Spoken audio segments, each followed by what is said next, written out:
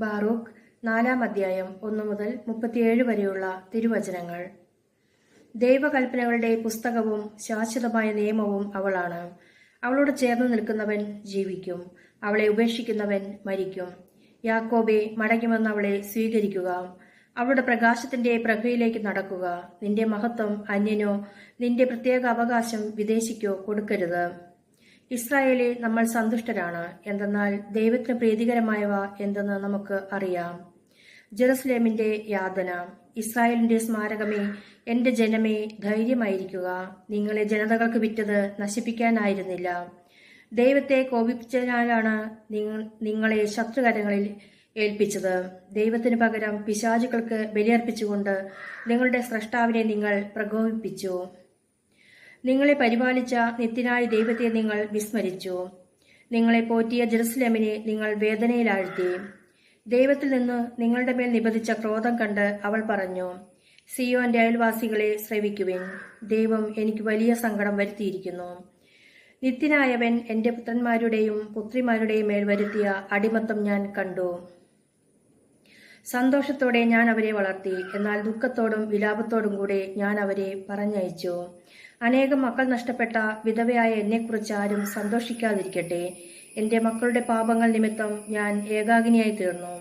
അവർ ദൈവത്തിന്റെ നിയമത്തിൽ നിന്ന് വ്യതിചലിച്ചു. അവിടുത്തെ നിയമങ്ങളെ അവർ ആദരിച്ചില്ല. ദൈവകൽപ്പനകളുടെ മാർഗത്തിൽ അവർ ചരിച്ചില്ല. അവിടുത്തെ നീതിയുടെ ശിക്ഷണത്തിന്റെ പാത അവർ പിൻചെന്നില്ല. സിയോന്റെ അയൽക്കാർ വന്ന് എന്റെ പുത്രന്മാരുടെ മേലും പുത്രിമാരുടെ മേലും നിത്യനായവൻ വരുത്തിയ അടിമത്തം കാണട്ടെ. അവിടുന്ന് അവർക്കെതിരെ വിദേശത്തു നിന്ന് ഒരു ജനതയെ, നിർലജ്ജരും അന്യഭാഷ സംസാരിക്കുന്നവരും വൃദ്ധന്മാരോട് ബഹുമാനമോ ശിശുക്കളോട് കരുണയോ ഇല്ലാത്തവരുമായ ജനതയെ കൊണ്ടുവന്നു. വിധവയുടെ പ്രിയപുത്രന്മാരെ അവർ പിടിച്ചുകൊണ്ടുപോയി, പുത്രിമാരെ അപഹരിച്ച് എന്നെ ഏകാഗ്നിയാക്കി.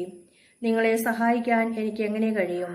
നിങ്ങളുടെ മേൽ ഈ നാശം വരുത്തിയവൻ തന്നെ നിങ്ങളെ ശത്രുക്കളിൽ നിന്ന് മോചിപ്പിക്കട്ടെ. എന്റെ മക്കളെ, പോകുവിൻ, ഞാൻ ഏകാന്തതയിൽ ഉപേക്ഷിക്കപ്പെട്ടിരിക്കുന്നു. ഞാൻ സമാധാനത്തിന്റെ അങ്കി മാറ്റി യാചനയുടെ ചാക്കുടുത്തു. ജീവിതകാലം മുഴുവൻ ഞാൻ നിത്യനായവനോട് നിലവിളിക്കും. ജെറുസലേമിന് പ്രതീക്ഷ. എന്റെ മക്കളെ, ധൈര്യമായിരിക്കുവിൻ, ദൈവത്തെ വിളിച്ചപേക്ഷിക്കുവിൻ. ശത്രുകരങ്ങളിൽ നിന്നും അവരുടെ ശക്തിയിൽ നിന്നും അവിടുന്ന് നിങ്ങളെ മോചിപ്പിക്കും. നിങ്ങളെ രക്ഷിക്കുമെന്ന പ്രത്യാശ ഞാൻ നിത്യനായവനിൽ അർപ്പിച്ചിരിക്കുന്നു. പരിശുദ്ധനായവനിൽ നിന്ന് എനിക്ക് ആനന്ദം കൈവന്നിരിക്കുന്നു. എന്തെന്നാൽ നിങ്ങളുടെ നിത്യരക്ഷകനിൽ നിന്ന് നിങ്ങൾക്കുടൻ കാരുണ്യം ലഭിക്കും.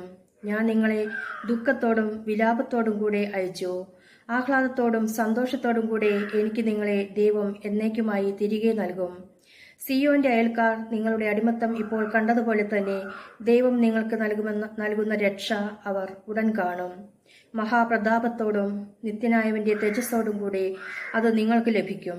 എന്റെ മക്കളെ, ദൈവത്തിൽ നിന്ന് നിങ്ങളുടെ മേൽ വന്ന ക്രോധം ക്ഷമാപൂർവം സഹിക്കുവിൻ.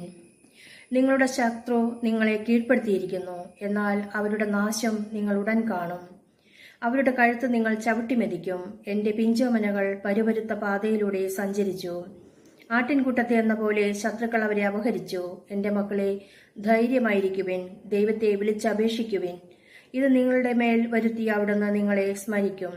ദൈവത്തിൽ നിന്ന് അകലാൻ കാണിച്ചതിന്റെ 10 ഇരട്ടി തീഷ്ണതയോടെ തിരിച്ചുവന്ന് അവിടുത്തെ തേടുവിൻ. എന്തെന്നാൽ നിങ്ങളുടെ മേൽ ഈ അനർത്ഥങ്ങൾ വരുത്തിയവൻ തന്നെ നിങ്ങൾക്ക് രക്ഷയും നിത്യാനന്ദവും നൽകും. ജെറുസലേമേ, ധൈര്യമായിരിക്കുക, നിനക്ക് പേരിട്ടവൻ തന്നെ നിനക്ക് ആശ്വാസമരുളും. നിന്നെ പീഡിപ്പിച്ചവനും നിന്റെ വീഴ്ചയിൽ സന്തോഷിച്ചവനും ദുരിതമനുഭവിക്കും. നിന്റെ മക്കളെ അടിമകളാക്കിയ പട്ടണങ്ങൾ ദുരിതമനുഭവിക്കും. നിന്റെ പുത്രന്മാരെ വാങ്ങിയ നഗരവും നിന്റെ പതനത്തിൽ സന്തോഷിക്കുകയും നിന്റെ നാശത്തിൽ ആഹ്ലാദിക്കുകയും ചെയ്തതുപോലെ അവൾ സ്വന്തം നാശത്തിൽ ദുഃഖിക്കും. ജനത്തിന്റെ ബാഹുല്യത്തിൽ അവൾക്കുള്ള അഹങ്കാരം ഞാൻ ഇല്ലാതാക്കും. അവളുടെ ഗർവിനെ സന്താപമാക്കി തീർക്കും. നിത്യനായനിൽ നിന്ന് അവളുടെ മേൽ വളരെ കാലത്തേക്ക് അഗ്നി ഇറങ്ങും. ദീർഘകാലത്തേക്ക് പിശാചുക്കൾ അവളിൽ വസിക്കും. ജെറുസലേമേ, കിഴക്കോട്ട് നോക്കുക. ദൈവത്തിൽ നിന്ന് നിനക്ക് ലഭിക്കുന്ന ആനന്ദം കണ്ടാലും ഇതാ, നീ പറഞ്ഞയച്ച നിന്റെ സന്തതികൾ വരുന്നു. പരിശുദ്ധനായവന്റെ കൽപ്പനയനുസരിച്ച് കിഴക്ക് നിന്നും പടിഞ്ഞാറ് നിന്നും ശേഖരിക്കപ്പെട്ട അവർ ദൈവമഹത്വത്തിൽ ആനന്ദിച്ചുകൊണ്ട് ഇതാ വരുന്നു. ദൈവവചനമാണ് നാം ശ്രവിച്ചത്. നമുക്ക് ദൈവത്തെ സ്തുതിക്കാം.